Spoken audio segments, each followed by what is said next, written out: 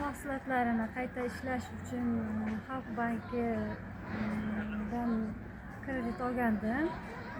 Uni olishda men hech qanaqa qiyinchiliklarga duch kelmadim. Hozir shu olgan kreditimni nimasi bo'yicha ishlarni olib boryapman. İşlerim yaxshi. Hech qanaqa muammoga duch kelmadim. ikkita odam ish band qildim ishlashga. Hozircha rahmat.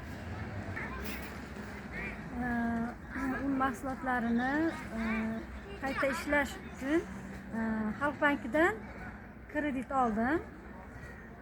Hozir ish faoliyatim yaxshi, Xudoga shukr. Ikkita odamni ish o'rinlari bilan band qildim. Davlat Xalq bankidan minnatdorman.